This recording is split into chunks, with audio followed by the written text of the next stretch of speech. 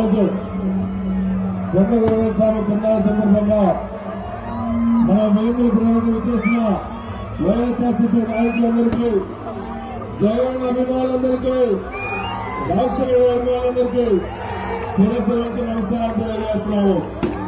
ఈరోజు వేముల గ్రామ నాయకులందరూ కూడా కలిసిమెలిసి వైఎస్ఆర్ కాంగ్రెస్ పార్టీని సాగరించిన ప్రజలందరూ కూడా మరొక నమస్కారాలు. ఈ రాష్ట్రంలో పేదల పాలన పెరిగింది, బడుగు బలహీన వర్గాల ఆశాజ్యోతి.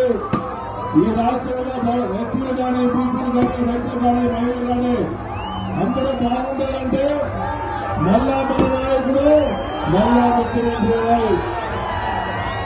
జగన్ ముఖ్యమంత్రి చేసుకునే భాగంగా ఈ రాష్ట్రంలో ఎలక్షన్లు అయిన తర్వాత ఎన్ని కష్టాలు వచ్చినా, నష్టాలు వచ్చినా వైఎస్ఆర్ కాంగ్రెస్ పార్టీ ఎండబెట్టుకుని మా నాయకులు ముఖ్యం, రైతు సంక్షేమం జరిగిన నాయకులు ముఖ్యమని చెప్పేసి ఎన్ని కేసులు పెట్టినా కూడా వైఎస్ఆర్ కాంగ్రెస్ పార్టీని అంటి పెట్టుకున్న నాయకులందరికీ మరొక నమస్కారాలు, యువకులందరికీ మరొక నమస్కారాలు.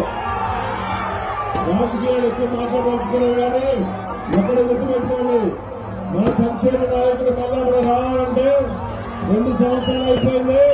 ఇక 3 సంవత్సరాలు కళ్ళు తీసి కళ్ళు వేసే లోపల 3 సంవత్సరాలు అయిపోయింది. అందరూ కష్టపడి పోయినసారి మంచి మెజార్టీ నిన్నగా గెలిపించారు.